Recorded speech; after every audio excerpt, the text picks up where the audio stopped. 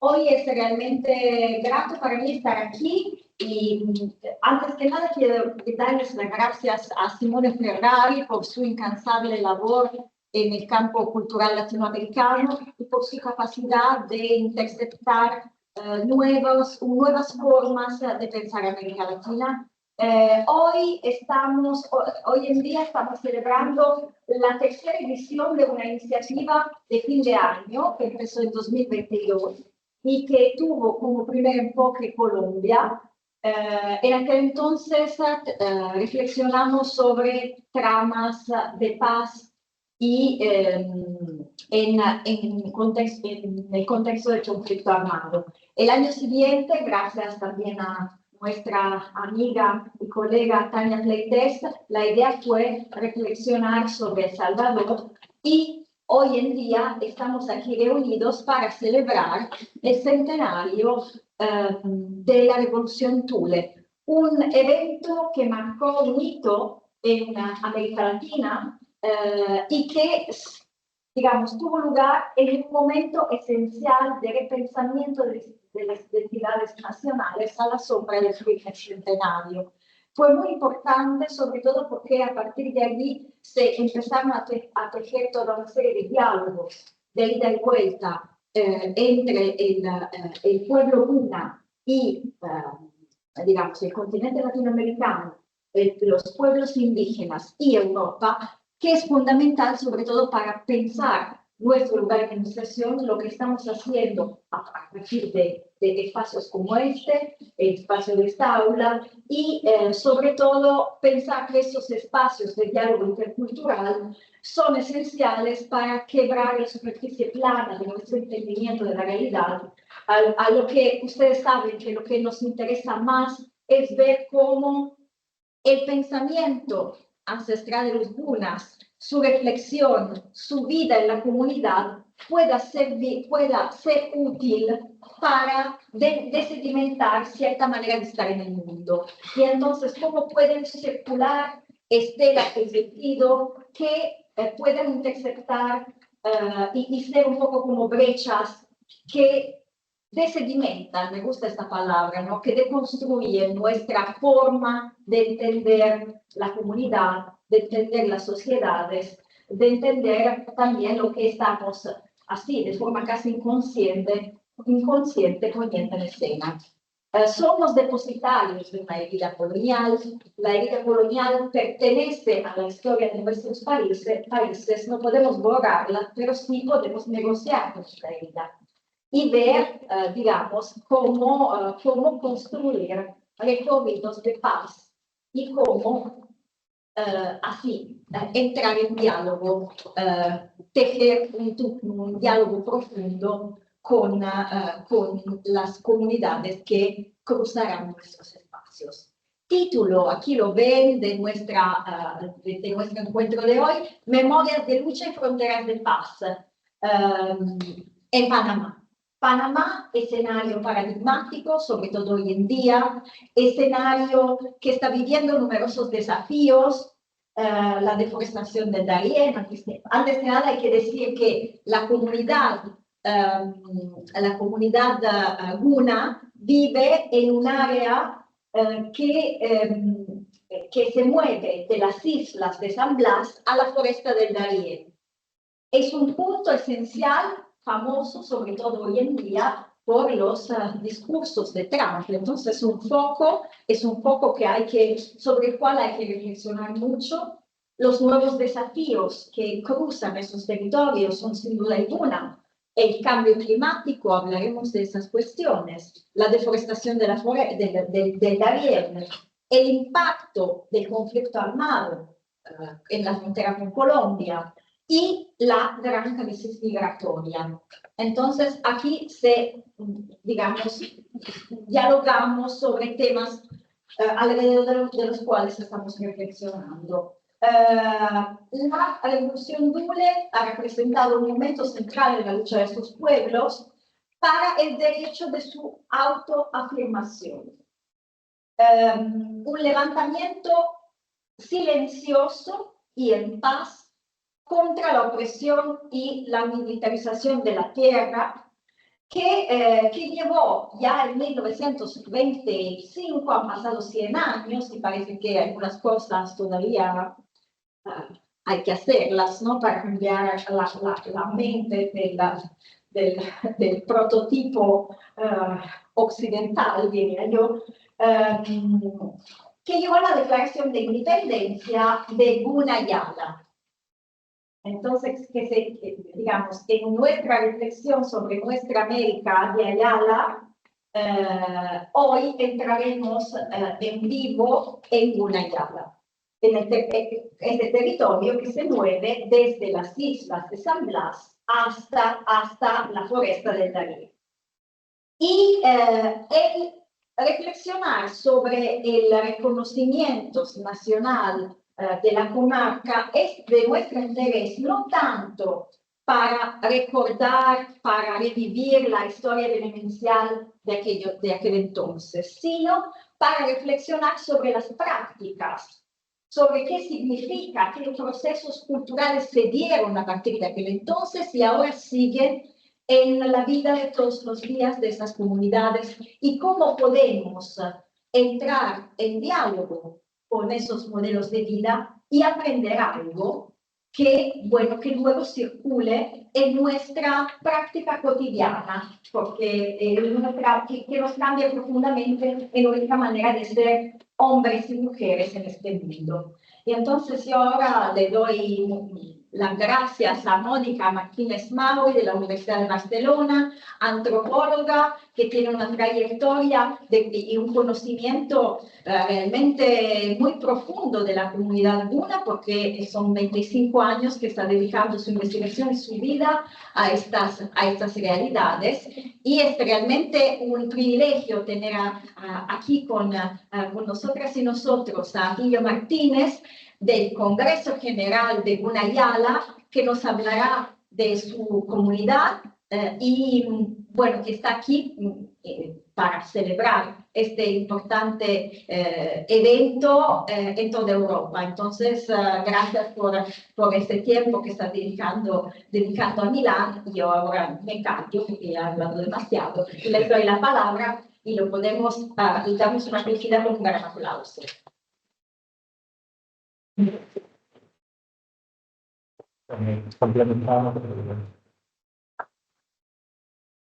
Muchas gracias nuevamente a Ángela, profesora Cervelli, que siempre nos ayuda, nos permite construir estos espacios, nos apoya en todo, y gracias por esta introducción que nos acerca al territorio cultural, al mundo cultural al cual nos expondrán un poco Mónica y Atilio. Aprovecho para agradecer también al profesor Rolando Vargas, que nos acompaña de la Universidad de Virginia, Estados Unidos, originario de Colombia, y que conmigo intentará complementar un poco esa presentación contextual muy brevemente a partir de su larga también experiencia de campo con el pueblo guna del lado colombiano. Solo dos palabras más entonces, antes de dejarle la palabra, y también a nuestros invitados. Muchos de ustedes han seguido el curso de culturas indígenas y afrodescendientes, donde nos hemos enfocado en esta región del Darién y en todos sus desafíos y tensiones entre los pueblos indígenas, los actores que han venido históricamente de afuera en estos territorios y que bien sintetizaba Laura hace poco. Una cosita más para vincularnos con el espacio que ocupamos nosotros, que es el de la literatura.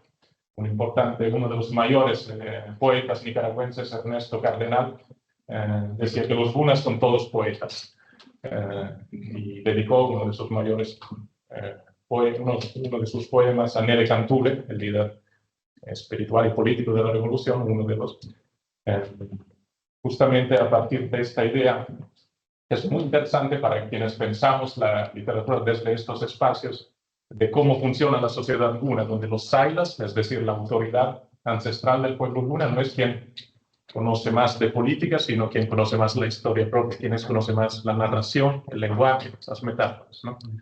Y en las asambleas gunas existe esta práctica cada semana, ¿no? Donde un saila, una autoridad, canta un relato de origen, y otra figura de la comunidad, Largar, traduce, media, ¿no? Hace un poco el ejercicio que hacemos nosotros con los textos, ¿no?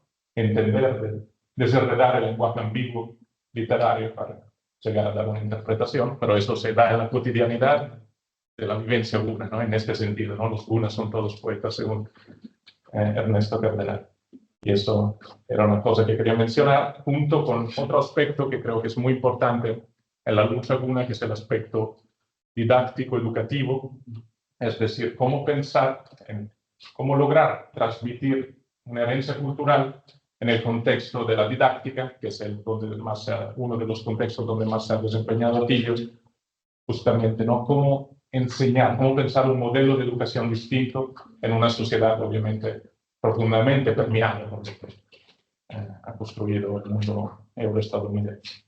Y en este sentido menciono, a partir del hecho que los gunas, como hemos dicho, ¿no? Son un pueblo binacional, entonces que rompe también esta idea de los estados-nación de América Latina, ¿no? Un pueblo que habita sin fronteras, Colombia y Panamá. Justo hace unos días, también en Colombia se logró eso que en Gunayala de Panamá se logró ya hace décadas, la posibilidad de una educación intercultural como derecho dado por el Estado, ¿no? La posibilidad de pensar en las comunidades en un sistema educativo propio. Y esto es importante para introducir a Rolando Vargas, que complementará esta parte más introductoria sobre, ¿no? Como a partir de su experiencia con los gunas de Colombia para después enfocarnos en ese centenario de la Revolución.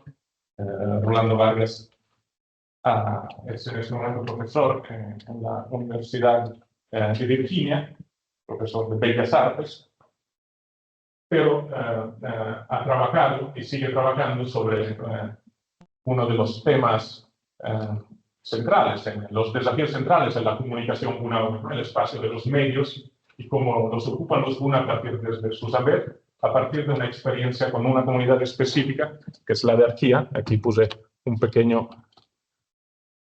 mapa porque siempre es importante ubicarnos, ¿no? Que acá estamos cuando hablamos de Gunayala, hablamos de esta área del oriente de Panamá, pero también estas dos comunidades de Colombia, ¿no? Arquía y Nuevo Caimán.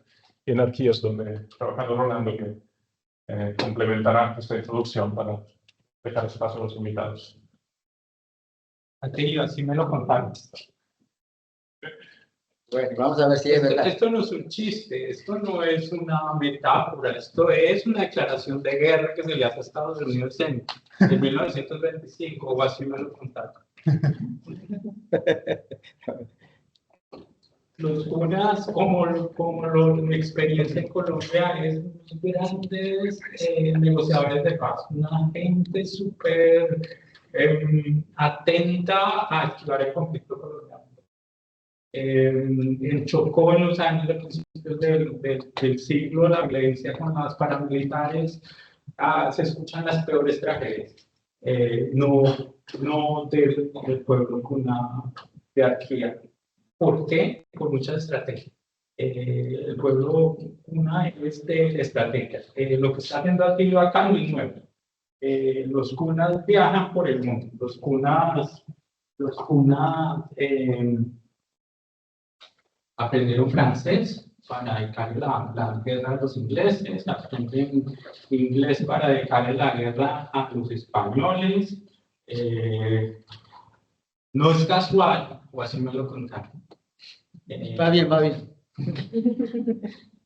Que un buque estadounidense lo parquean ahí al frente de Cunayala para evitar una masacre que había el pueblo panameño. Algo que es, o así me lo contaron, algo que es lo más antiestado que hay es el pensamiento indígena. Aunque sea en esta visión colonialista en Latinoamérica, acabamos de unir. Y el pueblo guna en ese momento da en apariencia el contexto para que los acaben, para que haga una masacre impresionante. Estamos hablando de 1925.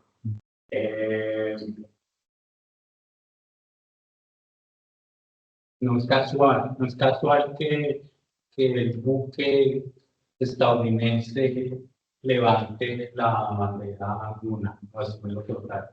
Son unos estrategas. Ustedes están haciendo una gira por Europa que no es nueva. Suecia, 1923. 1923. En fin. Yo estudio medios y soy profesor de historia del arte. Yo llego haciendo cine a la comunidad y me doy cuenta que el cine no es un objeto mediático, pero no tiene tanto interés. Ahí me empiezo a interesar como esa lógica política que tiene el pueblo Cuna también se puede considerar una producción estética. Y una visión de los medios mucho más expandida es también cómo se confronta y cómo se protege el territorio a través de estos ejercicios de estrategia.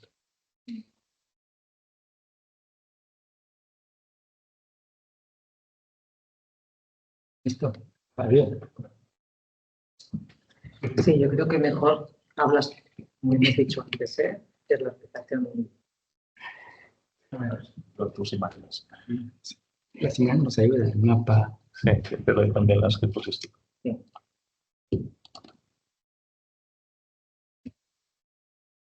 Bueno, antes estoy pensando cómo digo, buonasera, buenas tardes, buonasera.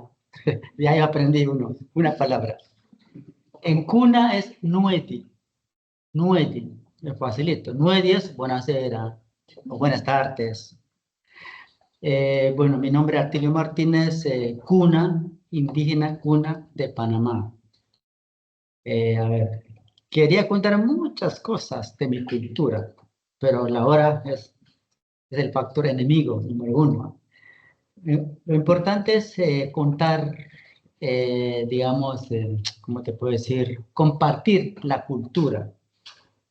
Eso es lo más importante para mí o para los pueblos indígenas. Quieren aprender de ustedes y ustedes quieren aprender de nosotros. Antes no, antes pensaban, ¿no?, que los blancos, los españoles son los mejores. Y ahora no, ahora el mundo ha cambiado.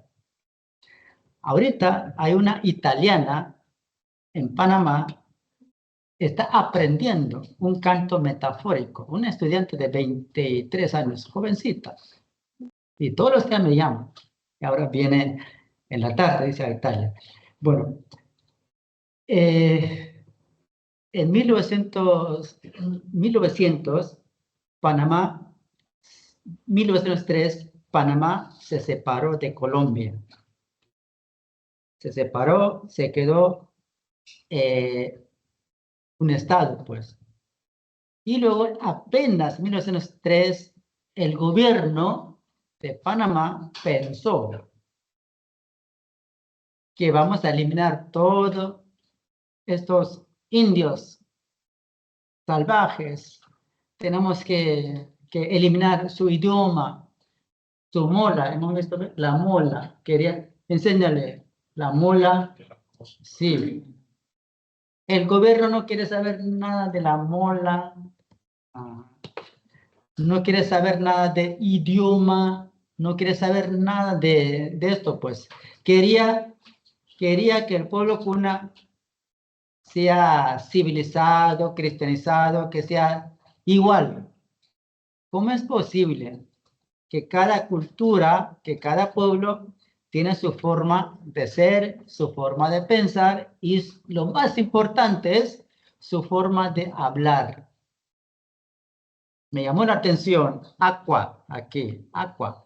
En idioma Cuna es piedra, aqua. Entonces, es importante el idioma, pero el gobierno en Panamá en 1903 no quiere saber nada. Todo el mundo español, español, español. Y el pueblo Cuna reaccionó porque el Estado panameño quería eliminar. Pobre nosotros, quería eliminar. Y entonces reaccionamos, ¿no? ¿Cómo es posible que mi mamá usa la mula? Habla en idioma nuedi, biebenade, deite, es mi idioma. Y los cantos metafóricos, como dicen, ¿no? Son, digamos, los poetas. Todo eso, entonces, quería eliminar. 1923, 24, y luego en el 1925, no sé si aparece ahí sí, antes, asimismo, los indígenas, unas, entonces el gobierno quiere eliminar todo eso, ¿sigue? Bueno, la comarca que estamos viendo, ¿sigue? El mapa de Panamá, que ya hemos señalado, el rojo es comarca Cunayala, es mi pueblo, sigue. Bueno, el señor que está arriba era presidente de la República y quería eliminar todos estos, que en aquel tiempo lo llamaron indiecitos, indios salvajes, ¿no? Porque pensaban que eran lo máximo, los blancos, máximo, ¿no? Y entonces querían eliminar todo lo que es Nariguera, La Mola, Saborrete. Y entonces ahí viene imposición del gobierno. El gobierno no le gustó. Eliminan, hay que matar. Y entonces mira, un policía colonial está tirando la falda, Saborrete nosotros llamamos a otro. Y mira cómo están en el piso, en medio de sangre, combate, pelea. Nosotros estamos defendiendo nuestra cultura. ¿Sigue? Y una pobre niña está gritando, está defendiendo su mola. Y luego, en mes de febrero, febrero de 1925, decidieron, basta ya. Bueno, la única manera es derramar sangre. Y hoy en día no queremos la guerra. Todos somos hermanos, somos familiares y no queremos que se tiñe nuevamente la sangre. Y entonces en 1925 todos se quedaron color rojo. Lástima, no traje mi vestido rojo. ¿Sigue? Bueno, este es Cunayala. Algún día ustedes van a ver una hermosura, mucha playa, arena, otra cultura. ¿Sigue? Entonces, después que terminó la guerra, vamos a poner esto entre comillas, la revolución que llamamos revolución, el pueblo cuna dijo, ¡ay, qué bien! O sea, nosotros no estamos diciendo que hemos ganado la batalla. El pueblo cuna, como dijo el profesor, yo no sé cómo catalogar. Nos catalogan como máximo, si no somos normales, pero la unidad, el conocimiento de nuestros padres es muy importante. Por ejemplo, yo siempre digo en la conferencia, ¿no? Los españoles, los abuelitos, tatarabuelos de la profesora, a lo mejor también pasó así mismo, querían eliminar al pueblo cuna. 1781 dice, no queremos saber nada de los cunas, en el mapa vamos a borrar en tiempo de los españoles. Y nuevamente ganamos la batalla. Y hoy en día, gracias, como digo, estoy aquí. Y nuevamente estamos viendo la mola. Así que entonces busco su autonomía, la bandera propia, el idioma, las leyes, las escuelas, la educación y los cunas por todas partes del mundo. Yo siempre digo, no es como los chinitos, no hay chino aquí. No he visto aquí los chinos. En Panamá hay bastantes chinos. Y los cunas somos como por todas partes del mundo. Aunque somos poquitos, pero nosotros amamos la paz, queremos estudiar más. ¿Sigue?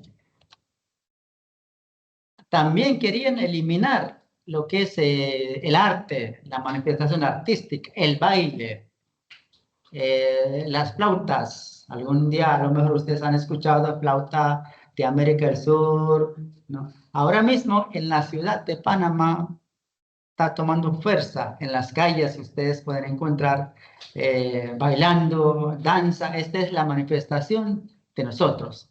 Pero en 1925 querían eliminar todo.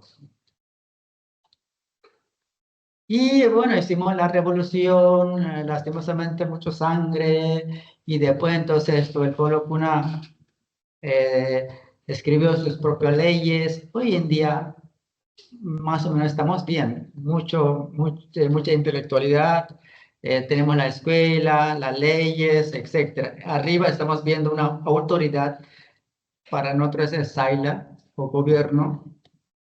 Abajo el blanco, un extranjero, ¿no? Esto estaba diciendo que para el blanco, para el huaga o para extranjero, la revolución quiere decir otra cosa, para nosotros otra cosa, porque tenemos diferentes culturas.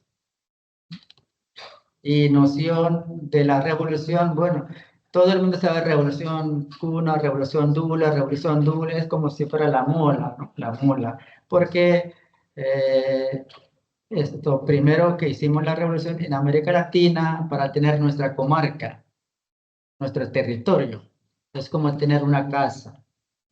Entonces, esto para nosotros, la autonomía es muy importante. Hay que pedir permiso para entrar, todo eso, ¿no? ¿Sigue? Bueno, estamos viendo el mes de febrero, todo el mundo color rojo. Estamos recortando la sangre que derramó. Y los niños hacen teatros en la calle, de cómo enseñar la pedagogía, la didáctica. ¿Sigue?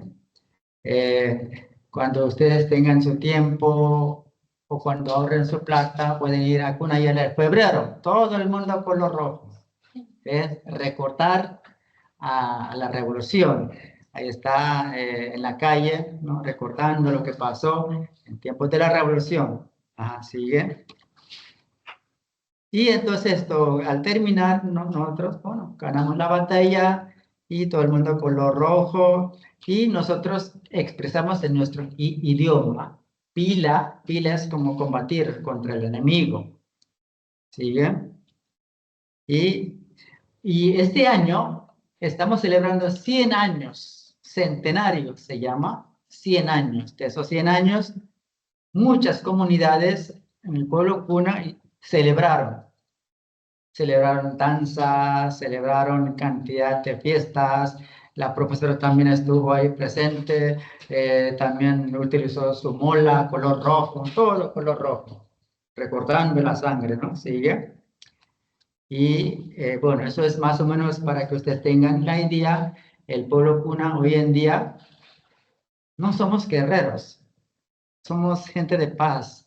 Pero cuando nos toca nuestra identidad, cuando nos quieren matar o eliminar, ¿no? Entonces, claro, es igual. Cuando llego aquí a Italia y cuando voy a la casa de la compañera de estudiantes, si voy a la casa y rompo las tinajas, qué sé yo, me va a matar, me va a decir, ¿qué pasó? ¿No? Entonces, así mismo, entonces ellos, los policías coloniales, entraron a mi casa, querían eliminar la mola, entonces, claro, reacciona, entonces hay guerra. Y hoy en día no queremos la guerra, estudiantes, no, que queremos la paz, convivencia. Entonces, este es más o menos la idea para que tengan, ¿no? El color rojo simboliza la revolución cuna. Hoy en día estamos expresando, manifestando aquí en Europa, en España, en Italia, en Suecia, ya que tenemos que compartir. La idea es que no queremos la guerra, queremos la paz. Y todo es como, hasta aquí, termino.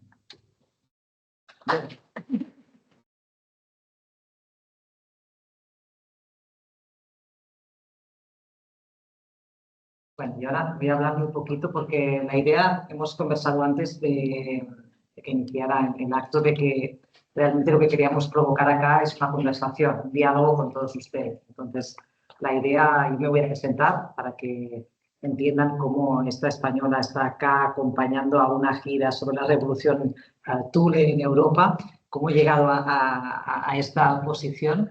Pero realmente el objetivo ahora es abrir un turno de debate y que ustedes pregunten cualquier tipo de inquietud que puedan tener. Entonces, mi nombre es Mónica Martínez y yo soy antropóloga, que no sé hasta qué punto ustedes tienen claro lo que es un antropólogo hoy en día. ¿Tienen claro lo que es la antropología? Pueden decir que sí, que no, ¿eh? ¿Sí? ¿Quién tiene muy claro qué es la antropología? Nadie, entonces voy a explicarlo un poquito. Bueno, entonces la antropología social es una disciplina que se interesa en la diversidad cultural en el mundo. Entonces nosotros los antropólogos, antropólogas, lo que estamos haciendo realmente es un trabajo de documentación de la diversidad cultural que existe en el mundo, pero al mismo tiempo comparamos e interpretamos esta diversidad. Y en un inicio, los antropólogos, en el siglo XIX, cuando empezó a especializarse en la disciplina, lo que hacíamos era viajar muy lejos para documentar el máximo la diversidad cultural posible en el mundo. Y por eso, pues, viajábamos a lugares como Cunayala o al Pacífico, a la Melanesia, para ver cómo vivían estas personas, además que eran denominadas primitivos, salvajes, eso era en el 19.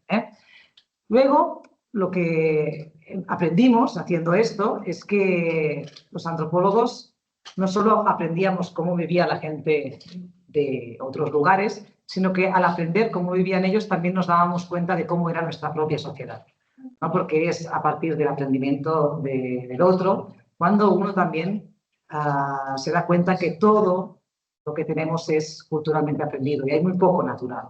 Entonces nosotros criamos a nuestros hijos de una manera que es culturalmente transmitida. Y también nuestros hábitos de mesa, nuestros hábitos alimentarios son también fruto de una cultura. Bueno, entonces, esto era el origen de la disciplina y ahora hay antropólogos que trabajan en todo el mundo. No hace falta irse muy lejos para hacer antropología. También podemos hacer antropología dentro de nuestras ciudades cosmopolitas o en el ámbito rural en Europa. Yo soy una de esas antropólogas todavía que trabaja lejos de casa, ¿no? Entonces me especialicé en el área colombiana y concretamente en Cunayala cuando con 23 años me fui a Panamá con el objetivo de iniciar los estudios de doctorado. Y en ese momento yo llegué allá y pedí autorización para poder hacer un trabajo de campo, porque es lo que hacemos los antropólogos. O sea, los antropólogos, a diferencia de los periodistas que quizá visitan un lugar brevemente y escriben un artículo, nosotros pasamos mucho tiempo en el lugar y aprendemos la lengua local, aprendemos a comer como la gente. De hecho, Atilio me ha visto muchas veces allá, pues esto, durmiendo en hamaca, ¿no? Bueno, lo que hace la gente allá, nosotros también lo hacemos. Y nos quedamos durante un periodo muy largo, ¿no? Por ejemplo, yo para mi tesis de doctorado viví casi 3 años en las islas de Cunayala y aprendí a hablar la lengua, aprendí también pues, a comer tulemasi, que me gusta mucho, pero es también un aprendizaje, ¿no? Es volver a nacer en cierta manera. Bueno, a raíz de esta experiencia, pues claro, pues poco a poco uno se va especializando y van surgiendo otras oportunidades de investigación. Y hasta llegar pues, a 2025 y hace un par de años conversando con Atilio, que fue nombrado coordinador del centenario dentro de lo que es la estructura política a la máxima autoridad del pueblo Kuna, que es el Congreso General. Ya el pueblo Kuna lleva 5 años, ¿cierto? Diría que 5 años con la comisión de 5 años, sí. O sea, llevan 5 años preparándose para el centenario. Y ahí surgió, hace 2, ¿no? La idea de poder llevar la revolución y lo que pasó en Panamá fuera de las fronteras de Panamá. Y me dijeron, bueno, Mónica, tú que estás en la Universidad de Barcelona, ¿por qué no organizas algo para que podamos venir a explicar lo que pasó? Porque les puede parecer anecdótico, pero la revolución Thule es seguramente la única revolución indígena que consiguió transformar las relaciones institucionales con el Estado panameño y logró una autonomía política que es respetada no solo por el Estado de Panamá, sino también por las multinacionales y los gobiernos extranjeros que han intentado ejercer influencia en su área. Y aquí hay muchos ejemplos de cómo el pueblo Kuna ha sido exitoso en la negociación política, no solo con el Estado, sino también con agentes como el gobierno de Estados Unidos, que tenía intención de poner una base naval en los años 90 en su territorio, o más recientemente con el problema que ha habido de los migrantes, ¿no? Que cuando se cerró la frontera justamente el 21 de enero de este año, cuando dejó de estar operativa la aplicación, el CBP One, que permitía que los inmigrantes que estaban yendo para Estados Unidos tuvieran a partir de un sorteo un número para poder entrar legalmente a Estados Unidos. Eso se cerró. Y toda la gente que estaba esperando en México, en la frontera, tuvieron que volverse. Muchos de ellos eran venezolanos. Y en ese momento, por ejemplo, en febrero, hubo un flujo de retorno muy grande que empezó a pasar por Cunayala. Y aquí el pueblo Kuna fue hábil, pudo también negociar tanto con la Embajada de Estados Unidos y con también el mismo gobierno panameño para que se cerrara esa ruta y no pasara por su territorio haciendo parada en algunas islas, ¿no? Entonces tiene una capacidad de negociación importante que es fruto de esa revolución. Una revolución muy poco conocida porque quizá no habían oído nunca hablar de este episodio, pero como nos ha narrado Atilio, fue una revolución violenta, hubo sangre y murieron unas, vamos a decir, 30 personas. 30, sí, más o menos. Sí, o sea, fue un acto de sangre, pero completamente excepcional en la historia Kuna, porque como hemos visto también a nivel histórico, la mayoría de negociaciones fueron siempre con una estrategia diplomática muy importante. Acá, Tilio, ha pasado una diapositiva que es importante entender que el pueblo Kuna en el año 1925 estaba reclamando algo que ya había tenido en el pasado, porque en el año 1871 ya había tenido un reconocimiento de una autonomía política también sobre su territorio. Estamos hablando de un pueblo con una larga trayectoria de negociación y de autonomía sobre su territorio, ¿no? Bueno, simplemente Grandes rasgos. yo creo que ahora podemos abrir Preguntas. Si no dicen nada, vamos a conversar entre nosotros. No pasa nada, pero sería bonito Es mejor que se preguntar. animaran. Pueden preguntar en italiano, yo creo que podemos entender también. Aunque me han dicho que tienen que practicar el español. Español, hay que practicar español. Si alguien se anima o pueden preguntar sin micrófono, yo creo que podemos también. No. Para pasar aquí. Sí. A ver, por acá, espera. Estudiantes, a ver. Se puede. Piensan en las dudas solo para complementar Sí. una información sobre la importancia que tiene, digamos, el hecho de que Atilio esté aquí como historiador también, ¿no? Historiador, sí. Y acompañado por Mónica Martínez, que como antropóloga también ha contribuido mucho los últimos 25 años ya, más o menos, a divulgar no solo el pensamiento Kuna, sino un esfuerzo que va más allá, digamos, de lo que viene desde adentro, y que es el esfuerzo para encontrar otra narrativa, otra narración en el contexto de Panamá, que es un contexto de un país que ha desarrollado su identidad nacional considerando a los Kunas como traidores, ¿no?, de la identidad desde la ciudad, y todavía esta idea se desarrolla, se escuchan a historiadores, historiadoras de la historia de Panamá que consideran a los Kunas como traidores de la identidad nacional por dos razones. Uno, no por no querer integrarse en una cultura donde el mestizaje significaba blancamiento.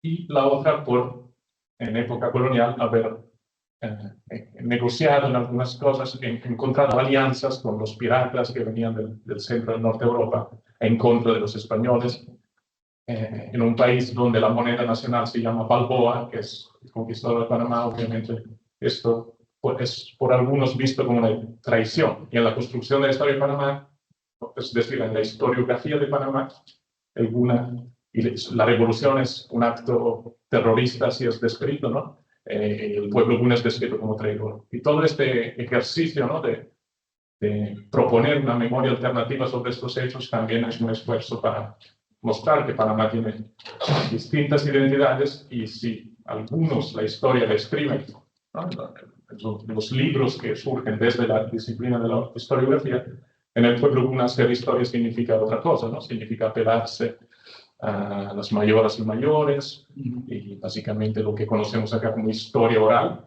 entonces como narración oral.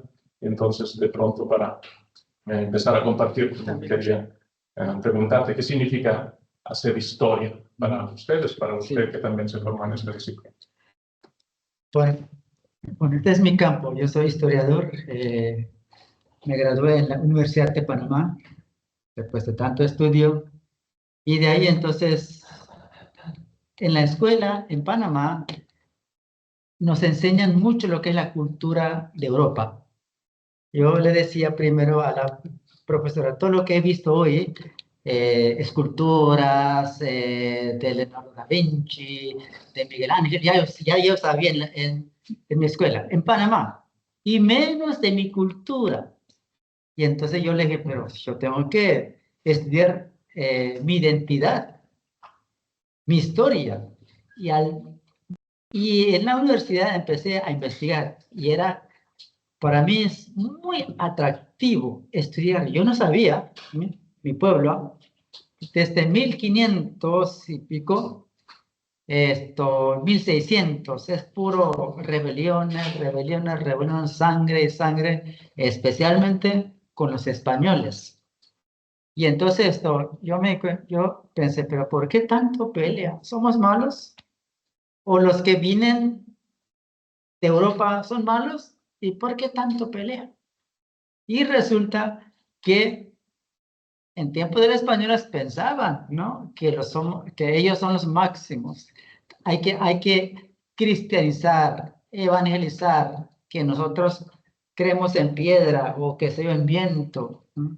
Y entonces los españoles pensaban, no, que Dios es lo máximo.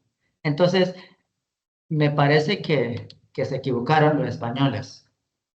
Y me di cuenta que nosotros los curas hemos peleado, hemos batallado para conservar nuestra identidad. Y hoy en día me siento muy alegre, muy contento, porque estamos conversando y estamos aprendiendo. Hoy aprendí, aunque es una sola palabra, aqua, ¿qué? Ya se me olvidó. Y esa es la idea. Y ustedes también van a aprender. Y así mismo, ¿no? Y por eso recalco que el pueblo cuna no tan revolucionarios, sino defendemos la identidad. A lo mejor ustedes no saben lo que es la historia de aquí, de Italia, ¿no? También ha pasado a lo mejor las guerras, ¿no? Y entonces, este es el papel del historiador, conocer, defender la identidad y luego explicar a los niños, ¿no? Y así se defiende la historia. También he notado aquí en Europa, no, ustedes conservan bastante la cultura. Eso es importantísimo. Ustedes, algunos he escuchado, hablan español, hablan francés, bueno, como 4 idiomas. Eso es perfecto, ¿no? Así debe ser. Y nosotros también, los indígenas cunas hablan inglés, algunos franceses, bueno, español, y así debe ser la multiculturalidad. Así que la historia para nosotros es sumamente importante. ¿Preguntas?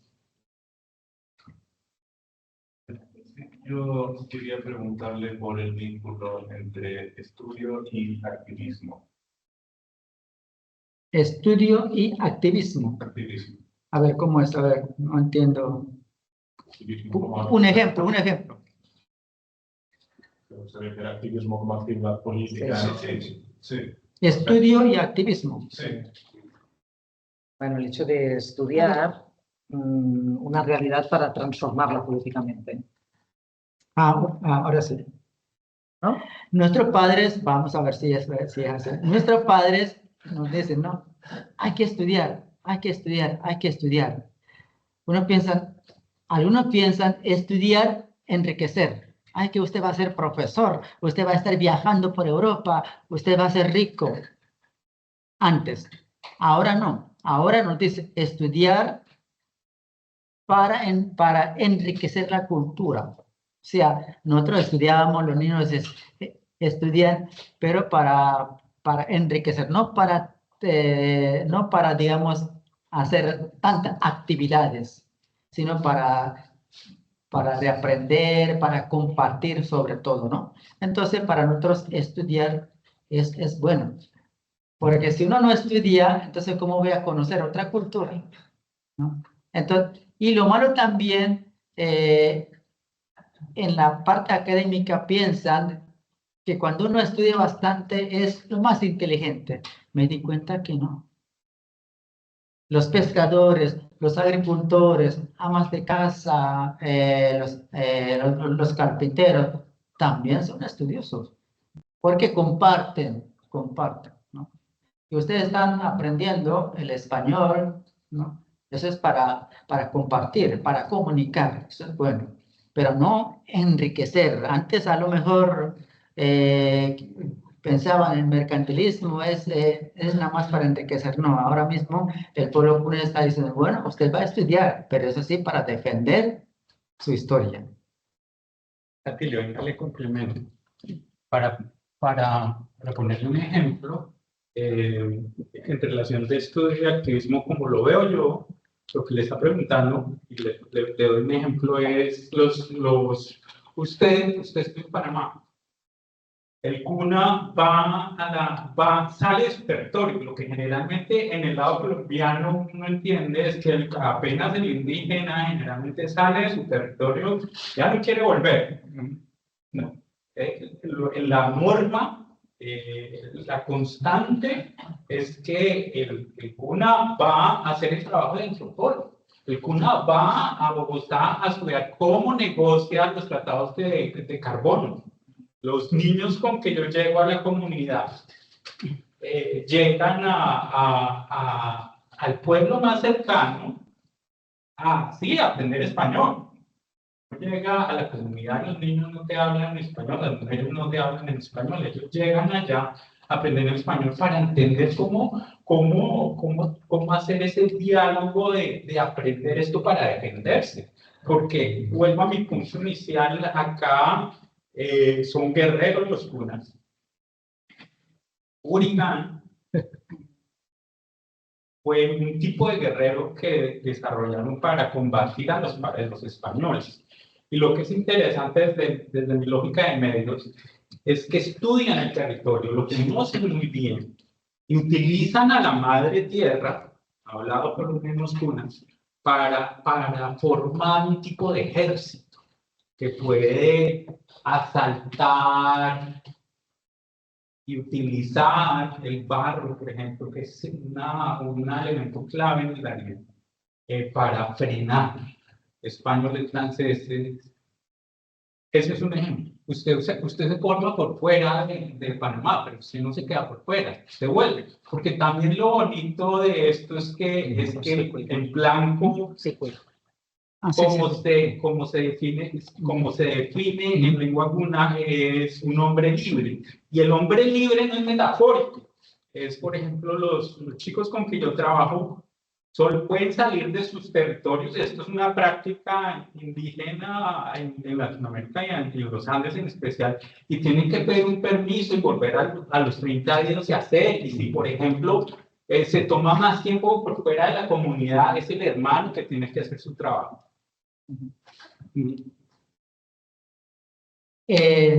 Bueno, el ser humano no es todo igual, somos diferentes, cada uno es un mundo. Entonces, muchos historiadores cunas, lastimosamente se quedan. Yo conozco, no, mejor me quedo en los Estados Unidos. No, yo mejor me quedo en Italia, son los mejores. No, mejor me caso con una mujer de Italia. Muchos piensan. Y mayoría, como yo, piensan, no, voy a estudiar, pero eso sí, para regresar, también comunidad, contar toda la experiencia, todo lo que he aprendido de Italia, de España, eso es lo bonito, ¿no? Pero lastimosamente algunos, no todos. Ayer casualmente, no, ayer en Barcelona hemos encontrado un estudiante cuna. Yo le dije, ¿usted va a volver? Me dijo, no voy a volver, voy a quedar en Barcelona. Y yo le dije, ¿pero por qué va a casar con una mujer de Barcelona? No me contestó. O sea, quiere quedarse en España. Si a mí me dicen, ¿usted va a quedar en Italia? No. O sea, yo voy a mi país, a mi pueblo, ¿no? Entonces, esa es la idea, que nosotros, los académicos, los intelectuales, los letrados, ¿no?, estudien y luego van a mi comunidad para enriquecer. Ejemplo, cuando llego el día 3 de junio a mi comunidad, en la Casa Sagrada, voy a estar compartiendo cómo he visto Italia, cómo he visto Barcelona, cómo he visto, qué comen ustedes, cómo duermen. O sea, todo eso voy a contar y se va a enriquecer. Ejemplo, a mí me llamó la atención. Nunca, no conocía Europa, nada de eso, nada más mencionan. Y a mí me llamó la atención una cosa, que en mi pueblo no, a lo mejor van a decir, ¿y esto qué es?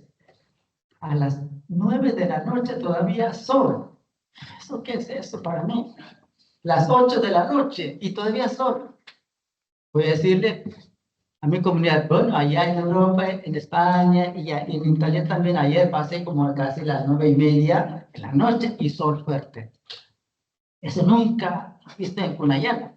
En Cunayana a las 6 de la mañana sale el sol, las 6 de la tarde ya se oculta el sol. Entonces, eso es compartir esa experiencia, es lo bonito, ¿no? De eso. Pero no es cuestión de quedarse, algunos quieren quedarse. Simplemente para enriquecer nada más, o no sé, bueno, ya es cuestión personal. ¿Otra pregunta?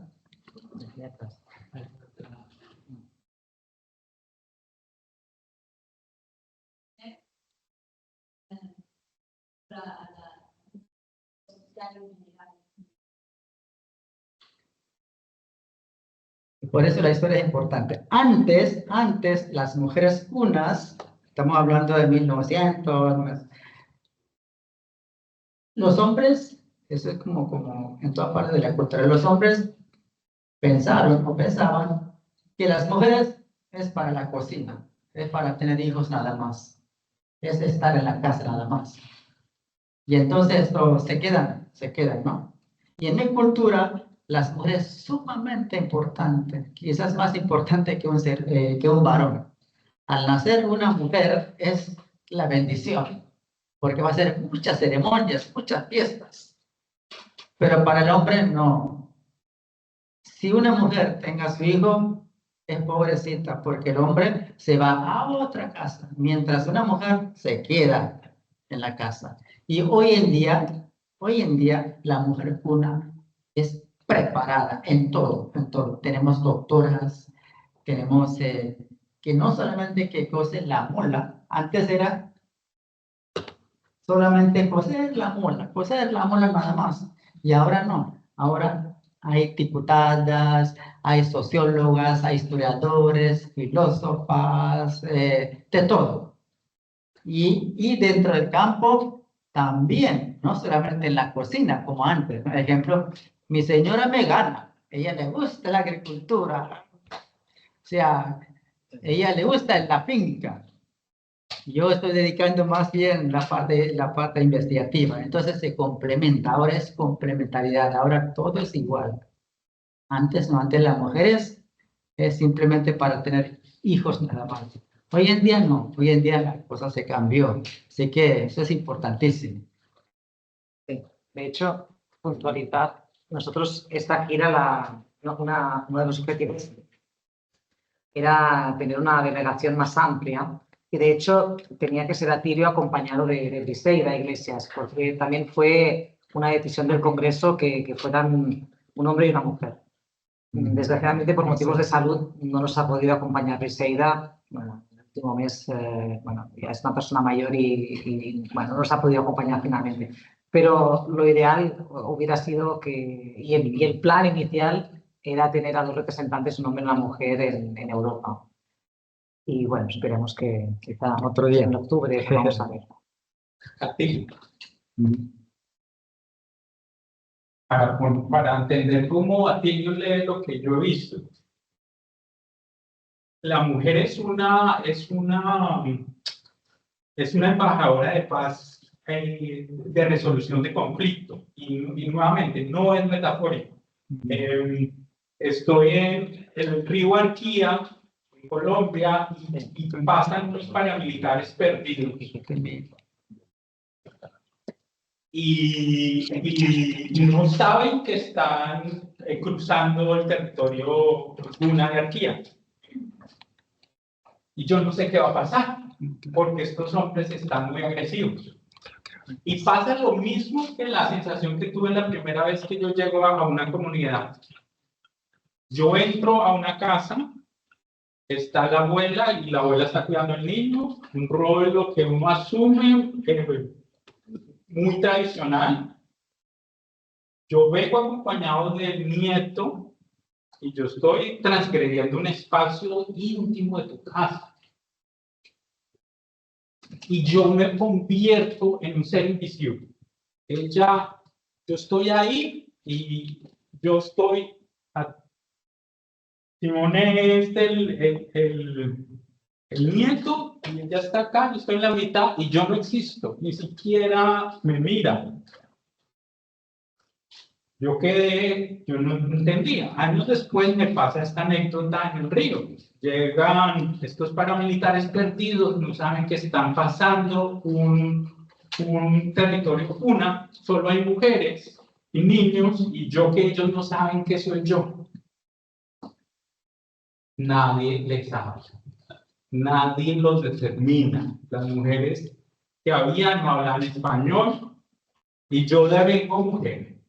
Yo hice exactamente lo mismo, tanto así que no sabían si yo era, pensaron en cierto momento que era extranjero, empezaron a hablar en español de mí. Eso es un ejemplo de protocolos de paz, porque en vez de confrontar y gritar y decirles ustedes están invadiendo territorios, lo que están diciendo es que no está acá. O sea que, si me entienden, y estamos hablando de territorios en conflicto, estamos hablando que esta persona puede llegar y violar a un niño, puede violar a una mujer, y se puede hacer y puede aumentarse. ¿Por qué se da estas dinámicas con las mujeres? Bueno, las mujeres dentro de la cultura cuna es muy, digamos, muy importante, o será más importante que un varón, ¿no? Y aparte de eso, ejemplo, la mujer te conoce muy bien, la profesora conoce muy bien, con las mujeres empiezan a aprender idioma, porque empiezan a hablar y hablar, y es muy, muy alegre, muy divertida, etcétera. Y aparte de eso, es un gasto grande porque hay que celebrar fiesta de pubertad, fiesta de la niña, etcétera, etcétera, etcétera. Y eso es lo que yo quiero unir, ¿no? En 1925, el protagonista más importante o la violencia que sufrió más, las mujeres. La mujer, mira cómo estamos viendo esto en la pantalla, una mujer llorando, llorando para defender su dignidad y su mola. Pero en la historia, lastimosamente, casi no aparece una mujer, sino puro hombres, y que hombres, hombres. Entonces estamos tratando también de que en la historia aparezcan las mujeres, porque las mujeres son símbolo de paz, símbolo de la madre tierra. Entonces lo que estamos viendo es la lucha. Hoy en día las mujeres cunas en Panamá es la que son, digamos, que promueve la paz, promueve las manifestaciones artísticas.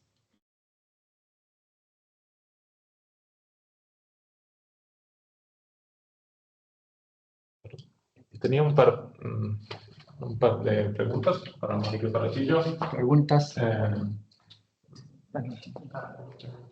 No, para Mónica, como con el tema de la mujer, me parece interesante también porque algunos estudiantes preguntaron a lo largo del curso sobre también la posibilidad de conocer estos territorios, y me gustaría que dieras también tu experiencia como mujer antropóloga en tierras indígenas, como mujer blanca, mujer blanca. Pero siempre es un tema, creo, ¿no? De la antropología, de la diferencia en la experiencia, sí, que son mujeres.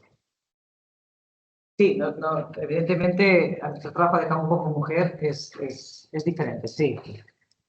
Bueno, yo empecé haciendo trabajo de campo en Cunayala, como les he dicho. Yo tenía 23 años y empecé haciendo trabajo de campo como una mujer soltera y joven.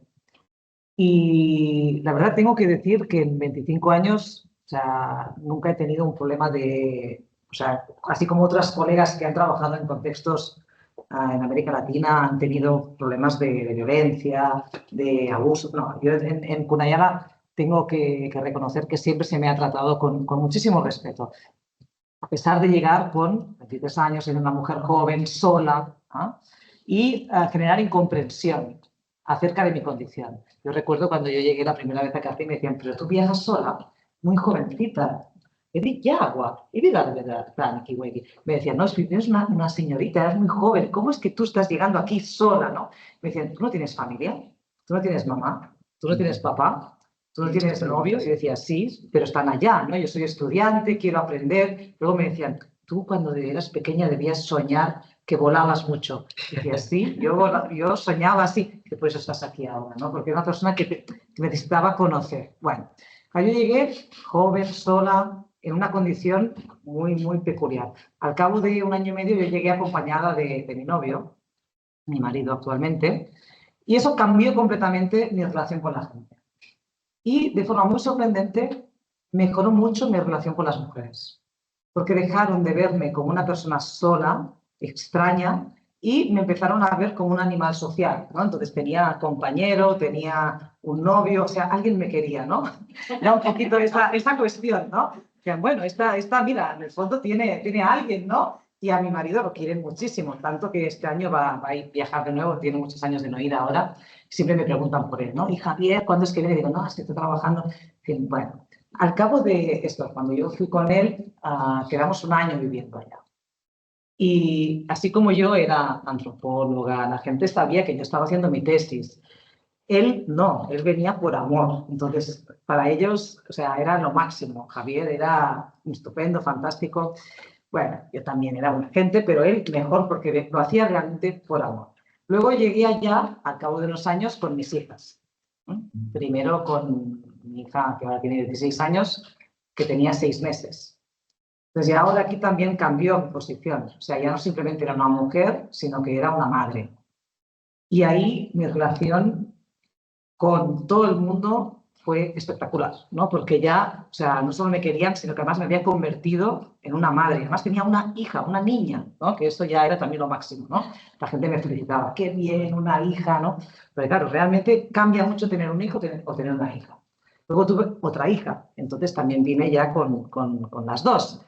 Y ellas también fueron recibidas muy calurosamente por la comunidad. Y a mí, la verdad es que como mujer y como madre, yo siempre digo, ¿no?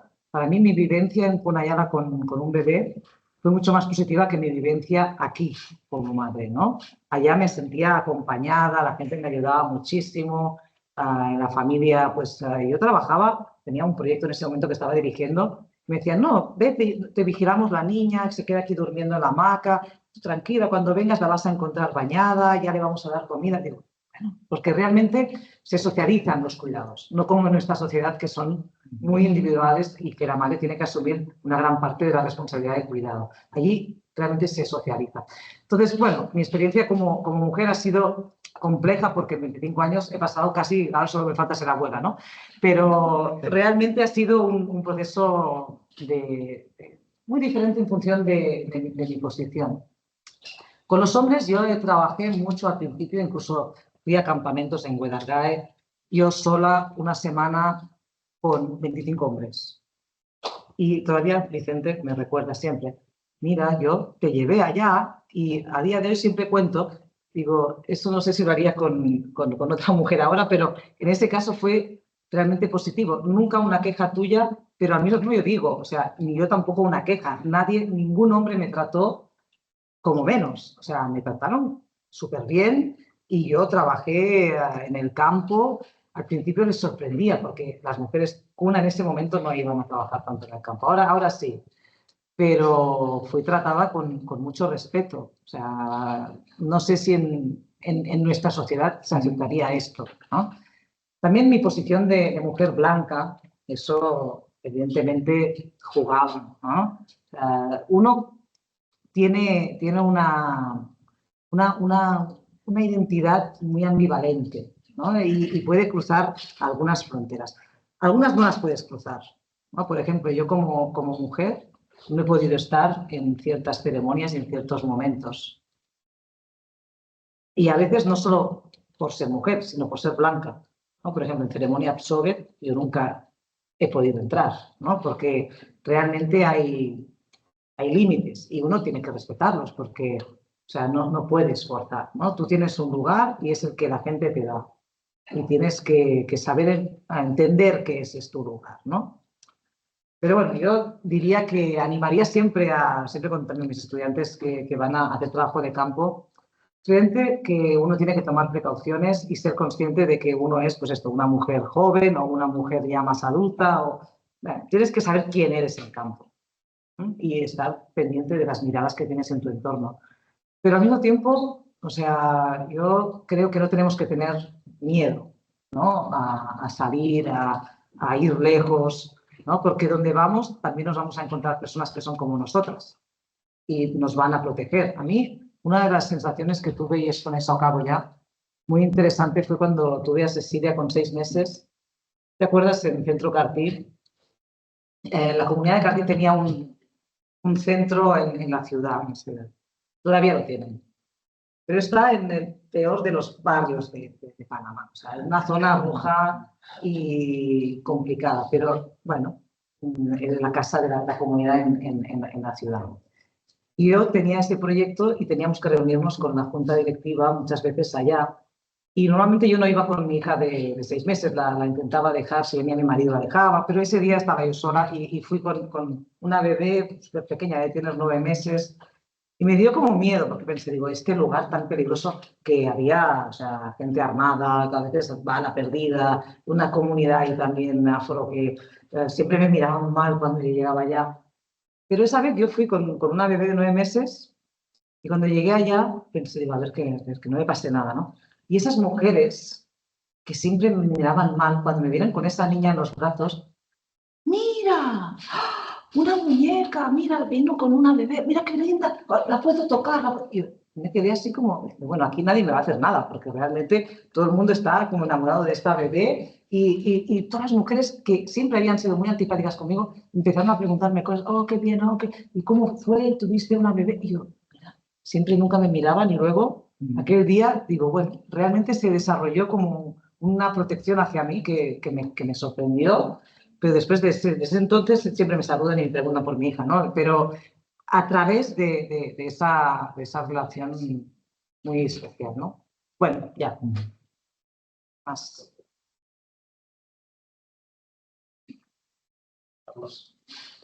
No, era como una pregunta para usted, para la profesora Martínez, como para seguir con la idea de la mujer, es un poco más enfocado al rol político de la mujer dentro de la comunidad. Sí, como decíamos, el rol político yo creo que se ha ido transformando en los últimos 25 años, sobre todo, que yo puedo ver, hacia un rol mucho más activo. No es que las mujeres no tengan influencia en la política local. Es una cosa que siempre me sorprendió. Yo iba siempre a la Casa del Congreso en la noche cuando se reúnen los hombres. Yo asistía, a pesar de ser mujer, y yo una vez pregunté, dije, ¿yo siendo mujer puedo venir? Me dijeron, claro. De hecho, las mujeres también pueden ir, pero si no vienen es porque no quieren, me decían. Y yo pensaba que era algo un poco exagerado. Y pensaba, digo, bueno, a lo mejor, no sé realmente si yo no fuera blanca y fuera tule. Pero una de las cosas que me sorprendía mucho es que yo cada noche me sentaba mis 2, 3 horas en la Casa del Congreso. Al principio entendía la mitad de lo que decían, porque claro, mi cuna no era muy bueno, ya al final entendía, pero yo me sentaba ya mis 2, 3 horas escuchando todos los debates, todo lo que la gente decía. Y cuando llegaba a la casa, donde yo vivo es una casa de muchas mujeres, estaban ahí las mujeres, yo había salido, se habían quedado toda la noche en casa cosiendo, mirando televisión, y cuando yo asomaba por la puerta me decían, ¿qué, Mónica? Hoy han hablado de esto, aquello y aquello, ¿eh? Ya nos han dicho que ha habido una pelea fuerte entre este y entre el otro. Y yo pensaba, digo, pero si estas mujeres no se han movido de la casa, ¿cómo saben todo lo que ha pasado ahí dentro? ¿No? Eso a mí me fascinaba y me fascina todavía hoy porque es así. O sea, las mujeres no están sentadas en el banco de la Casa del Congreso, pero saben todo lo que está pasando ahí. Porque hay mucha circulación, la gente circula, habla de lo que se está comentando. Y otra cosa que hay que decir, que las decisiones ciertamente en la Casa del Congreso se toman en un ambiente muy masculino. Pero si las mujeres no están de acuerdo con algo que va a decir la comunidad, esa decisión no avanza. y el caso más emblemático que yo he visto en García ha sido con el agua. El agua fue una lucha de las mujeres, a pesar de que no estaban sentadas en los bancos. La comunidad aprobó un acueducto rural que pompeaba agua de la tierra firme hasta la isla por insistencia de las mujeres. Los hombres no eran muy partidarios en aquel momento de hacer este proyecto, pero las mujeres, que eran las que iban a buscar el agua, que son las que lavan la ropa, que son las que realmente se beneficiaban de ese acueducto, presionaron muchísimo para que eso tirara adelante. Entonces yo entiendo que aunque no las veamos sentadas en el banco, sí están haciendo su política. Y ahora también sí se están sentando en el banco, porque hay en los últimos años resoluciones del Congreso a favor de la participación de las mujeres en el Congreso. Entonces las comunidades deben tener entre sus delegados, cada comunidad manda a la Asamblea General, que se reúne 2 veces al año, que es el Congreso General, 5 delegados. Y ahora, por ley, debe ser una mujer mínimo de estos 5 delegados.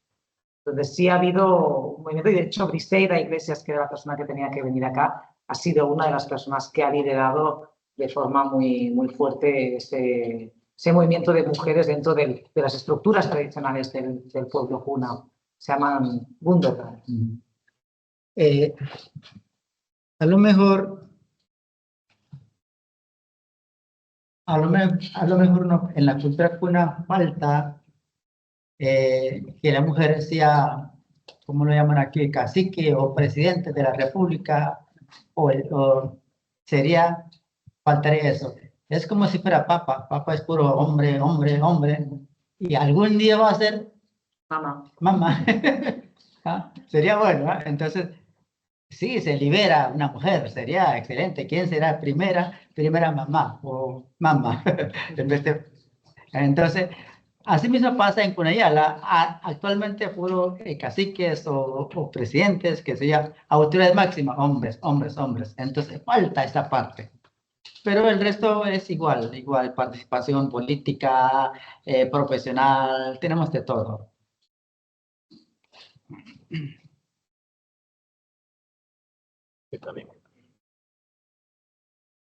Bueno, primero que todo, muchas gracias.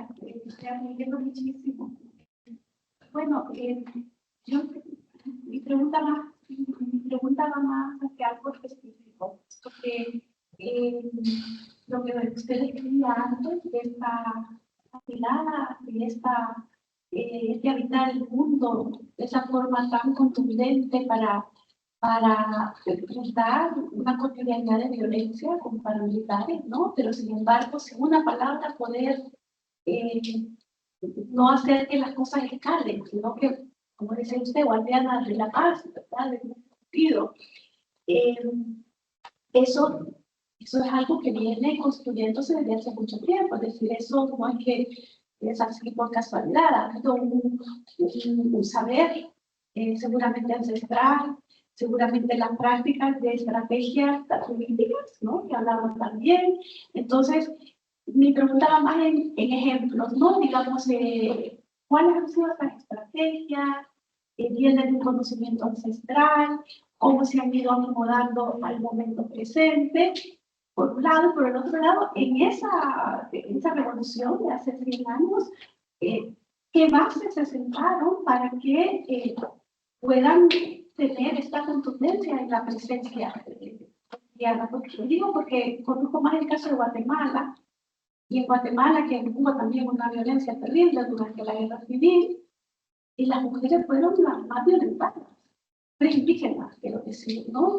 Es decir, incluso en momentos como podría ser este que ha descrito antes el profesor, eran las que eran violadas, asesinadas, cuando no querían hablar las obligaban a hablar, si no hablaban también. Entonces, esto que describió me ha impactado mucho. Entonces, ¿de dónde viene esa? ¿Cuáles fueron esas ganancias que se dieron específicas? ¿Y de dónde viene, verdad, ancestralmente?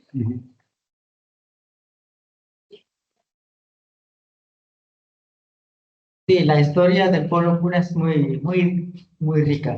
No solamente historia escrita, sino historia de la memoria colectiva, que ustedes llaman fábulas, cuentos, mitos. Para nosotros es historia. Por ejemplo, las mujeres dentro de la historia oral aparecen. Según nuestra historia, dice que si nosotros, los varones, si no existiera hombre, no tiene sentido la madre tierra, sino debe ser las dos, se complementan, el hombre y la mujer. Y entonces dentro de la historia oral siempre aparece la mujer, claro, con su papel, ¿no? Por ejemplo, la mujer, Kikadiriai, que está dentro de la historia oral, ella enseñó todo lo que es tejido de la mula, todo, especialmente el papel de la mujer. El comportamiento, el matrimonio es dedicado especialmente en la enseñanza de la mujer. Y el hombre también enseñó, ¿no? Entonces, para nosotros se complementa. Todo eso viene dentro de la historia oral. Y nuestras autoridades, como digo, son poetas y empiezan a cantar. Cantar es como contar historia, pero cantar. Y estos cantos siempre aparece la mujer. Y las mujeres, si vamos a hablar de los elementos de la naturaleza, se combina, ejemplo, las flores, las plantas son espíritu de las mujeres. Por eso nosotros tenemos que respetar. Ejemplo, las chicas que están aquí son espíritu de las flores, espíritu de las plantas. Entonces se complementa, se enriquece más. Y entonces a partir de todos estos elementos mitológicos, y todavía conservamos esa idea. Y claro, no podemos maltratar la naturaleza porque es símbolo de la mujer y son nuestras hermanas. Y así entonces en 1925, cuando los policías coloniales maltrataron con mucha violencia, las mujeres, claro, obviamente los hombres, hay que defender. Y las mujeres defendieron su identidad. Por eso, las mujeres para nosotros es sumamente importante. Y al nacer una niña, es una fiesta grande, porque las mujeres es muy importante dentro de la cultura cuna. Puedo hacer una pregunta. Eso es interesante. Por ejemplo, la profesora dijo que ella no podía participar a las prácticas espirituales porque es una mujer, ¿no? Entonces, una mujer que tiene un rol sagrado religioso, solo los hombres pueden participar. Bueno, o sea, en la cultura cuna tiene sus espacios y su tiempo. Por ejemplo, yo diría es la parte más sagrada, ¿no? Si es una mujer, tiene sus ceremonias. Por ejemplo, la pubertad. Cuando yo entro dentro de ese recinto sagrado es como faltando el respeto. Entonces, cada ser humano, en caso de la cultura cuna, tiene su espacio, tiene su límite, es por el respeto. Por ejemplo, si hay una ceremonia muy especial, ¿no? Muy especial, tengo que pedir permiso, qué sé yo, o si no, no. Entonces, eso es más que todo la parte más sagrada, ¿no? Las mujeres. No podemos, ahora, hoy en día, con ese término de liberación, etcétera, sí, ejemplo, las mujeres participan en el Congreso. Antes no, hubo hombres. Ahora los hombres, los artistas, a lo mejor también se pueden coser la mola, pero se ve un poco feo, ¿no? En que estoy cosiendo la mola. Pero es ahora liberal. Las mujeres, ejemplo, mi señora, participa en el campo, en semilla, trabaja como si fuera un varón. Yo ahí con la computadora. Y entonces es igual, ahora mismo es igual. Yo puedo participar si hay, digamos, fiesta sagrada, sí, o sea, más o menos ahora sí está permitido el hombre y las mujeres también. Eso es como, usted sabe que siempre la sociedad viene cambiando, ¿no? Así mismo. Sí, para complementar, una pequeña. Te podemos decir que en sociedades indígenas, no solo la cuna, en general en tierras bajas de América Latina, existe una fuerte división sexual del trabajo. O sea, tradicionalmente, pues las mujeres se han ocupado de unas determinadas ceremonias, de unos determinados trabajos y los hombres también han asumido que son variables. De hecho, por ejemplo, en Punayana, mientras en Cartí era trabajo de mujeres ir a buscar el agua al río, en Ustupu era trabajo de hombres, que es otra comunidad que está a, vamos a decir, 80 kilómetros. Entonces, son construcciones culturales, pero que han sido asociadas a un género u otro, ¿no? Eso no quiere decir que esa división sexual del trabajo implique una desigualdad. O sea, como decía el profesor Atilio, hay una idea de complementariedad, ¿no? Uno hace esto mientras el otro hace otra cosa, ¿no? Entonces, no necesariamente implica una desigualdad. Por ejemplo, el Congreso era cosa de hombres y las mujeres iban a la casa del Congreso a escuchar el canto del Saila. O sea, sí, ambos iban, pero a hacer dos cosas diferentes.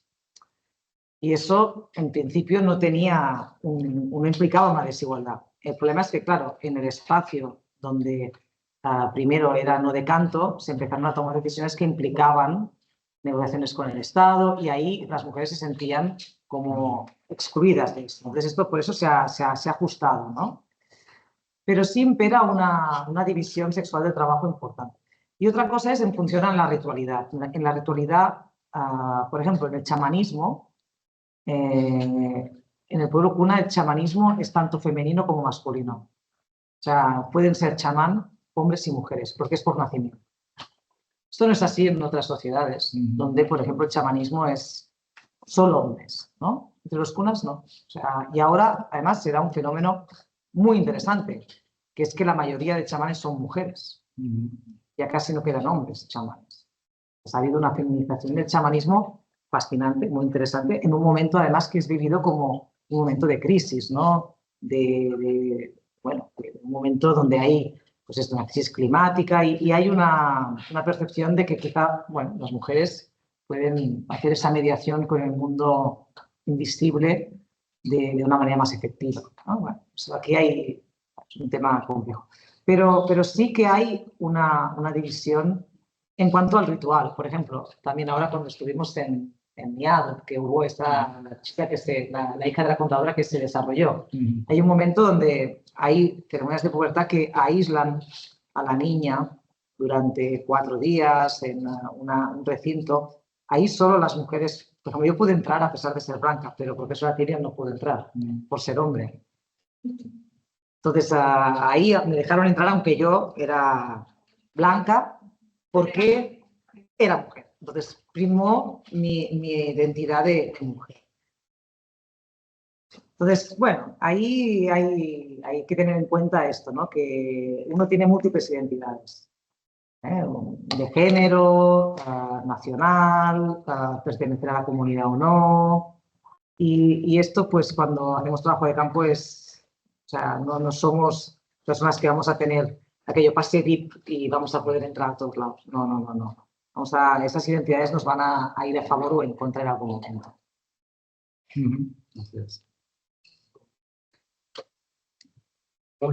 Sí, ahora pero un último tema que quería mencionar brevemente, y quería mostrar esta imagen, era otro tema identitario muy importante para la historia de Panamá, que es el tema del canal, ¿no? La historia, muy brevemente, ¿no? La historia de Panamá, que nace en 1903, nace con la independencia a raíz, ¿no? de esa idea del canal, a partir de la idea de una identidad pro mundi beneficio, ¿no? Se escriben todos los símbolos identitarios, ¿no? La idea de desarrollar un territorio para favorecer, digamos, el comercio mundial. Pero por otro lado, está la gente que habitaba ya este territorio que ha sido profundamente afectado. Entonces, no sé si yo quería compartir brevemente la visión que los Kuna tienen de ese canal, que todavía es un tema emergencial, central en la historia global.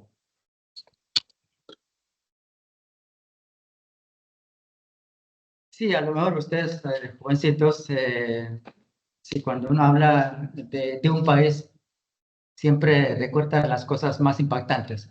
Por ejemplo, en Panamá, voy a Italia y de una vez pensaron, Italia es cultura. O sea, tiene su, ¿cómo lo llamamos? España, bueno, debe ser todo blanquitas. O sea, ¿cómo lo llaman esta palabra? No me acuerdo. Pero Estereotipos, exactamente. Asimismo, Panamá, y con su canal. Ejemplo, en el deporte, es el deporte. Cuando llego aquí, y que Inter de Milán.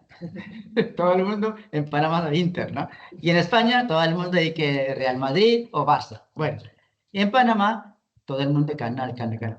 Para el pueblo cuna, al comienzo, no tan, digamos, tan especial, porque el pueblo cuna, aparte, tiene su territorio y los wagas o los extranjeros aparte. Y ahora, entonces, en el canal, al comienzo, para nosotros fue muy mal, porque después que terminó la construcción del canal, sobre todo los, como le llamamos, de otras partes del mundo, de Jamaica, del Mar Caribe, quedaron cesantes, ya no tienen trabajo. ¿Y qué hicieron? Invadieron al pueblo cuna, llegaron y entonces robaron los cocos, maltrataron los animales, qué sé yo, entonces llegaron para explotar las tortugas, en fin. Entonces, para el pueblo cuna es fatal, ¿no? Pero para Panamá o para el Estado, como dice, promundi beneficio para todo el pueblo cuna, para todo el mundo, porque el canal abrió Mar Caribe hasta Mar Atlántico, ¿no? De dos mares, ¿no? De dos mares. Y entonces, bueno, ahí pasan todos los barcos, pero para nosotros es la herida de la madre tierra. Bueno, después que se formó bien el canal, llegaron los norteamericanos, nosotros llamamos los gringos, los norteamericanos. Y entonces, el pueblo cuna, algunos hombres, la mayor parte de hombres, se fueron a trabajar en zona del canal. Y es una buena experiencia, imagínate, esto. Llegaron nuestros padres sin saber nada de español, ni mucho menos inglés, no hablaban pues. Y llegaban, los gringos contrataron cocineros. Yo no sé cómo aprendieron rápido. Nada de, no sé, no saben escribir, solamente hablaban cuna, pero en un año aprendieron inglés, puro inglés. Y no sabían nada de español. Entonces, y en ese tiempo pagaban bien, ¿no? Y entonces, ellos, los trabajadores, los cocineros, en zona del canal, llegaron o pasaron sus vacaciones a su pueblo. Y claro, ya cuando uno tiene su trabajo en el canal, nosotros consideramos como rico, ya tiene mucha plata, muchos dólares, ¿no?